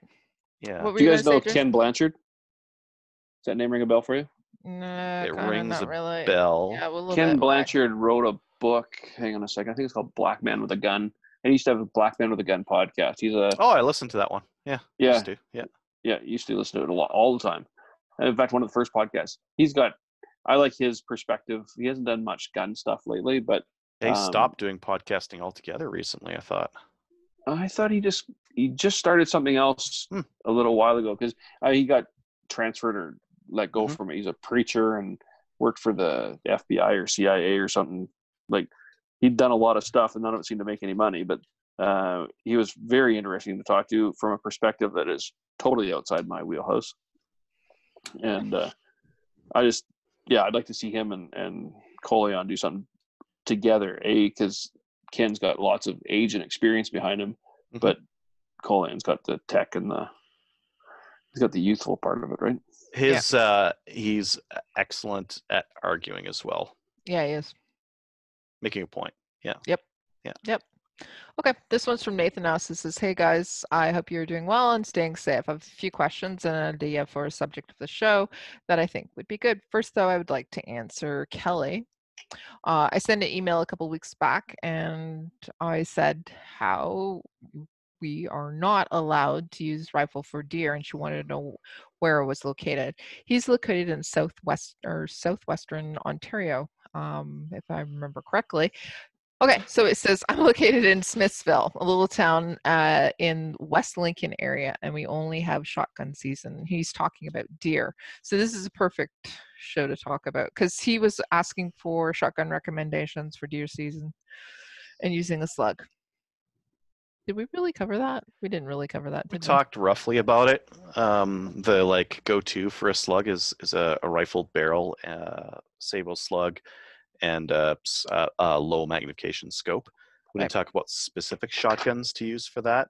There's not really a lot of selection, so No. whatever you can find locally that has a rifled barrel. That would be good for sabos. And the reason why you want to go for a sabo is that 12 gauge round chunk of lead has the BC of like a Mack truck, and it slows down very fast, and it's not very and it's a lot of lead in terms of diameter. Whereas if you can get a sabo on that sucker and get it down to like 45 caliber, does that sound about right, Jason? Way outside my wheelhouse, but yeah, I think so. You need to get sabo down to, you can get them right down to 30 caliber. I think like there's all sorts of. I think as long as you have money, there's more choices. Yeah. But long story short, it's actually too big of a chunk of lead to effectively move down range, and the penetration is just kind of so-so. So a jacketed hollow point in a sabo is going to give you better downrange ballistic performance, and the rifling in the barrel is going to give you that stabilized spin. So you're going to get a better mid-range shot with a rifled shotgun barrel and a sabo slug. All right. On to my first question. I was wondering what you guys have seen or have any opinions on the new BCL Coyote that's going to be coming out. Would it be worth it, especially with the past BCL? The BCL has had with rifles that have failed all the time and horrible customer service. But with a new company owning BCL, I was wondering if you guys think the Coyote would be a good gun to get, or would it be a better idea just to get the modern sporter? I've heard that the customer service is much better.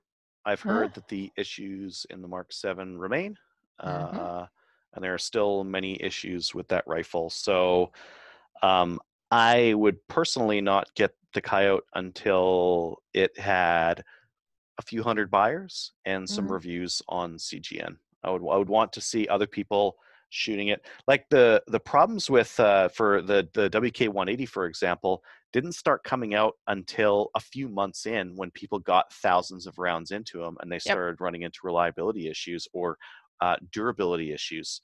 So I think that for a new firearm manufactured in Canada, I probably wouldn't buy one until there's, again, a few months in, a few hundred people have them, even if it's something sexy, even if the price is fantastic, just because the possibility of getting something that's a lemon are high. Yeah, and the modern sporter is actually, if he wants, buy it. It's been proven. Yeah, the modern sporter. I wouldn't buy it till after Adriel's had it anyway. That's my new go-to. Oh, the new go-to is to wait till Adriel reviews a rifle and then you'll buy it? Well, maybe depending on his review. Yeah. depending if it's any good. Yeah. or I'll wait till Trevor finds something like I don't know, remote control boats or something, and then I'll buy remote control cars off him or something. I don't know. Yeah, that's true. Have you guys ever heard of gnat shooting? Go back to the shotguns for a second. Gnat shooting? Gnat shooting, GNAT shooting. So what they do is they take a very, very rudimentary aluminum-bodied model airplane, and they put like percussion caps on the bottom of it, and you stand and like there's 5 guys like a trap line, and they fly it past the trap line and they shoot it. Oh yeah. It's not legal in Canada, from what I understand. You're not allowed to shoot. What the hell are you doing talking about it then? Because it's done in Europe, and it looks hilarious. And how is it not legal? How is it not legal? Like, I can shoot whatever I want to. I don't think so. Somebody told me something about not being able to have explosives mounted to a flying device and shooting it. Okay. And I know they were going maybe to the explosives. I agree there. Maybe you can't fly a drone with explosives on it. Yeah, but it was. I know they were going to. I didn't go to the Grand Prairie shoot where I understood it was going to happen, and I never heard whether it did happen or not. But for everybody put $20 in, and somebody got on a remote control airplane, and you got to shoot it. They would do circles and circle closer and closer to the fire stand. That should be fine. There's no explosives on it. Shoot down an RC airplane all you want. I'd rather shoot an RC car, but Trevor get mad. No, an airplane would be way better because it would come down. Get one in gas too, so it comes down in flames. That'd be awesome. You gotta what do you gotta do to get flames on there? You gotta have like steel shot and some like magnesium in there and like a big fuel tank for long lasting. Now you're talking about explosives now. Well, no. I'm talking about light. Magnesium is a nice lightweight material, and you need lots of fuel in these things to fly them around for a long time. If it gets shot down because someone thinks it's a bird, to catch fire. Okay. It's just a coincidence. For entertainment purposes only. Please do not take this advice. Thank you. Oh, you're such a bad idea to bring on. Okay. But seriously, look up Nat shooting on YouTube. It's awesome. On YouTube? All right. So now everybody's going to go there. So going back to Nathan's email, his second question, he says, second question, guys, you were talking about cross-eye dominance and wanted to check to get some clarification. I'm cross-eye dominant, he says. And I watched some of the competition guys who have channels. I'm thinking he's talking about YouTube channels. And some of them were saying that you turn your head and line your eye up with the sights and it would work. And I do find it pretty good. And then you say eye patch. And then he says, now I'm wondering, what would that do? Would it make your eye, non-dominant eye, into the dominant eye? I was just wondering what's the thinking behind patching the eye. So you can do that. You can actually turn your head and you can line up, but actually what it does is if you don't get it lined up correctly, you're not going to hit where you're shooting. And then when we were talking about kids and dominance, kids, especially if you don't patch the eye, what it does is actually they get tired, lazy, they'll revert back to the more dominant eye. So either you guys cross-eye dominant? No. I am absolutely cross-eye dominant. I find if especially shooting gophers and that kind of thing, so I'm shooting right.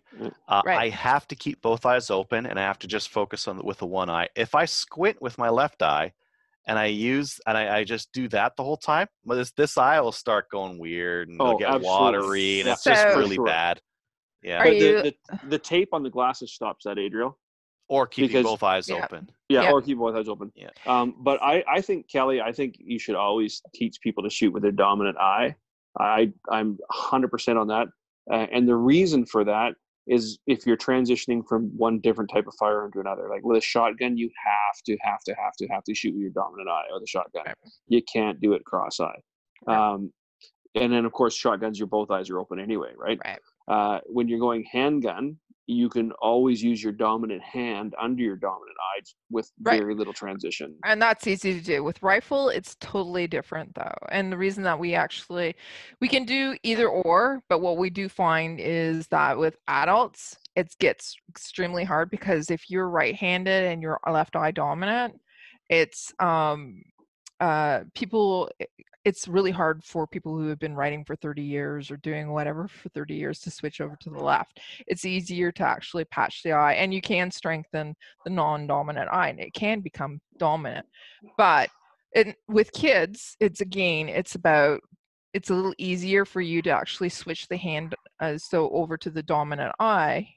But what happens is also kids get frustrated easily. It can be a little bit more dangerous if they aren't able to do it. But not only that, I try and get them to use their dominant eye and the non-dominant hand first. And if it just doesn't work, I will patch the eye. Yeah. You patching the eye or I'm patching the glasses, taping the glasses. Yeah, because that's easiest. The other thing is you don't actually even have to put the tape. And this is one thing we found with shotgunners is you don't even actually have to block the vision of that eye. All you have to do is put it on the top side of the glass, and that's enough to distract the brain to use the other eye to focus. Like you don't have to cause out what they're. Right. But it's funny because everybody in our family is right-handed, left eye dominant, with the exception of Madison. Madison's the only one that shoots right-handed. Your whole entire family is, and it's just like, yeah. So I worked with your kids quite a bit about that. He was asking about, competitive shooters, they'll just move their hair. When you move your head, think about it. When you're moving your head over, right, it means you're moving your equilibrium. Right? You're not straight up and down. What that does is actually takes you off of your equilibrium as well. And you're not going to be as accurate. I also see people who do this as well, and they're not shooting exactly where they're lining up the shots because they're off. So, have you seen the crossbody stocks or the cross-eye ribs for shotguns? No. Oh, so when I was in Vancouver, there was a couple of guys shot cross-eye ribs. So it's actually a rib that attaches. So you have a secondary rib on the shotgun that lines up under their dominant eye. Oh, no. It's just as you started describing, I'm like, no, this can't be a thing.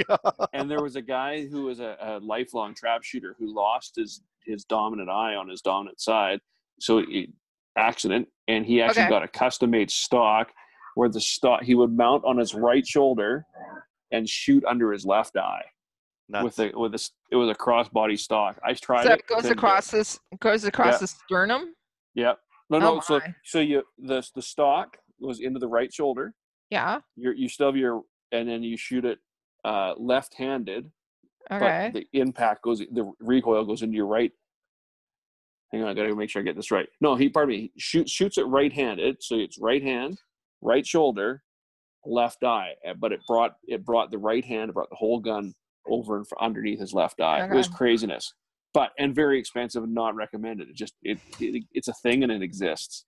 Okay. But I've seen the cross-eye rib. I've seen that multiple times. It's just an extra rib that goes on for trap shooting for sure. So funny.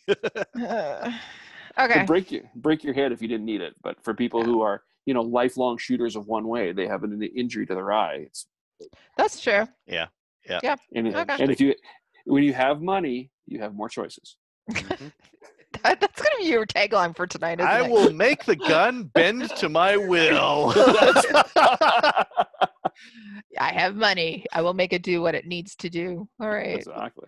Finally, he says, with everything that's going on right now in Nova Scotia, you have the anti-gunners coming out trying to use the murder of innocent people to try and get what they want and ban all guns. So I was thinking it might be a good and educational to do a show on why stuff like this keeps happening and what we can do to prevent it. Also, you keep hearing the anti-gunners say that we should follow the lead of Australia and New Zealand.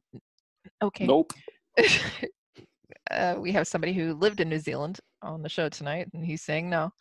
I even had someone say that we should adopt the same laws as Japan, so maybe go into how Australia and New Zealand were failures and did nothing for crime, and how adopting the laws of another country wouldn't work. Even maybe see if a retired cop or someone like that could be on to talk about it. Cops don't know, though. Yeah. Cops don't know, and I mean, like Switzerland has very permissive laws. Czech Republic does as well, and they don't have like crazy murders or anything like that. Realistically, gun laws have a lot less effect than we all think that they do. Yep. I read a study that it was actually a really good natural experiment in the U.S. They legalized and went to shall issue for carry permits in a lot of states at almost random times, just because of the way the legislation came through. So that makes for a very good natural experiment where you can test a variable's impact on crime, on homicides, that kind of thing. And the result of that whole study was like, we can't even really tell. The influence is so poor. Going from no one's carrying to anyone who wants to can pack a gun. It's totally cool. Has such a little impact on overall crime rate that what's all these other things going to do?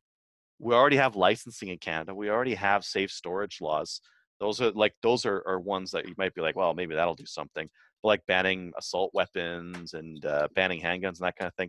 At our point, it's likely that none of this stuff will have any impact on our crime, just because it's not a highly influential matter. It's income inequality, job availability, poverty. These have influence on murder and homicide and crime statistics. The gun laws don't. I like to equate it to the marijuana legalization. Do you know anybody who wanted pot 2 years ago that didn't get pot? Old people. No, 2 years ago they could. Yeah, still old get people. medical Old people. marijuana. There's some people I was talking to at Costco, some like old 60-year-olds, and they're doing a ton of it because like they could go get some pain meds, they could just smoke some marijuana, and they're like, "Yep, hook me up with that now." But yeah, young people like they get it before. I they know get it now. nobody, and like I said, I don't know that many people in that community, but anybody who I know who wanted it, got it. Yeah. Yeah. Oh, it's the same thing. If you want cocaine, you can get it. Hello. Where? In jail. It's true. If you can Cocaine's get a it little in hard. jail, you can get it anywhere. If you can get it in jail, you can get anything anywhere. So this is absolutely true. Yeah. It's just going to cost you a little bit Including more in jail. 3 hots in a cot and more love than you can handle. Oh, you bet. Okay. Anyways, I got to get going. He says I have the weird guy asking me to try on some gloves. I didn't know what that's about. So you're going to have to email us about that. I'm sorry for the long email. I hope you all stay safe, and I wish everyone from Nova Scotia the best wishes, he says. So thanks for sending in the email. Great questions, too. If you'd like to send us an email, send it to slamfireradio@gmail.com. No reviews. Patreon, we do have a brand new Patreon subscriber. Philip R sponsoring us for $10. Thank you, Phil. Philip. Did he put his address in there? See his No. address in there? Oh. No, Philip, you need to send us your address, and what's going to happen is send it to slamfireradio@gmail.com. Adrian will check it, and then he'll send you some really cool stuff. I will break my social isolation. I'll put myself at risk of bodily harm, and I will mail you a patch. Really? I haven't been to the post. Anyways, okay. I'll put one of my kids at risk then, not myself. I'll save myself. I'll tell them to go to the post office. Okay. If you'd like to become a Patreon subscriber, that's going to help us put more content out. We've been doing a lot of it lately. Go to patreon.com and look up slamfireradio.com, Slamfire Radio, and show us some love. All right. You can also support us by going to our website. If you go to our website and you're going to be going to Cabela's, you need some stuff, go there and click on the link that's on our website and order your stuff, and they'll actually send us some money as well. So check us out there. Get any shout-outs, Adriel? Ian, he bought one of my 22s. Did he? Mm-hmm. Awesome. Okay. Which one? Maybe I won't say. I'm not going to say what any of my gun purchases or sales are until I bring them on to show them. Okay. All right. What about you, Jason? Do you have any shout-outs? No, you guys have done a great job of trying to keep everything as normal can be in our community with these microcasts, and it matters. So keep doing it. Okay. Well, thank you. Okay. I guess if you say so. Oh, and what? Anybody, I want a list of anybody who signs up for the charity shoot and asks for a refund. I want a list of those names. Oh, Jason's coming to get you. I haven't sent mine in yet, but whether I don't think I'm going to be making it, but I will be contributing to that for sure, because I know how much work they are and how important they are to the community. Because we got tons of kudos for the short-term afters, and I just think it's such a good thing. We should be doing as many as possible. So these types of things, like the charity shoots or anything that gunnies are doing for their communities, are so important for us to promote them and just talk them up, put them on your Facebook page, put them whatever, tweet them out, whatever. And the reason is because we have these other things that are going on. We just need to show that we also do some really good things too. Try and counter. There's another side of the coin. Yeah. Mm-hmm. All right. So I don't really have a shout out other than to all of our listeners. Thanks for sending in all your emails, and also for all the ideas that you're coming up with for microcasts as well. Keep them coming. We'd love to hear about them. Yeah. Tell us more ideas. Yeah. On the microcasts. Yeah. We're going to do one on radios. Oh, hey. What? If any of you guys have your ham license, yes, come on our microcast, because we want to talk about radios. I know a few people who have their ham license. I think I might get one just so I can buy one of those Baofungs with a clean conscience. Yeah. Conscience.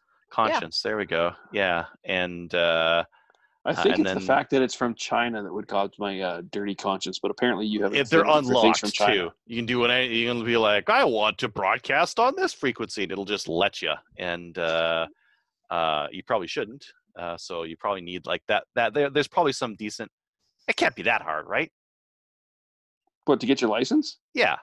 I Bet don't you think just so. have to like think of a cool like call name, and you have to say like, Smokey, this is the Bandit on here, 10-4, Roger out. Let's say that a couple times, and then they're like, you're sold. Good job. You go I get your think that's Chinese more radio. CB than ham. I don't think you're right. Ham license? It takes a lot to get ham license. Does it? I don't think so. Oh, you're dissuading No. me immediately. Yeah. Yep. No. You gotta join I think it's a lot of learning that you have to. There's a lot of theory involved in it. My brother-in-law's got it, and I think it's one of those money pit trails that you can go down just like guns too. Like it's absolutely. But yeah, I mean I know some people that got them. I know people who got it when they were poor, Adriel, and they're not as tech savvy as you. I think you should do it. And you can. How much does it cost? Anyways, we would like a real expert, not me, after I do this test. So if you know anything about that, please contact us. And if you've got like a decent headset, even better. Excellent. Okay. So we're just going to say goodbye to everybody now. So please join one of our national firearms associations like the CCFR. Check them out. They got some really cool things coming up. Go and show them some love. Become a member. If you haven't renewed your membership, also do that. By the way, they put out an announcement today that they're not sending out any cards until the end of the restrictions because the people that do the cards are in lockdown. They had another big announcement today, but I won't spoil it. Yeah, but yes, not yet. Mm-hmm. They'll announce that. Check us out on Gunners Canada. We do have a thread over there. I post the episodes over there, and you can talk to us over there too if you want. So also like us on Facebook. We are at 2404 for likes. Give us a like. All right, that's it. Everybody say goodbye now. Goodbye now. Goodbye now.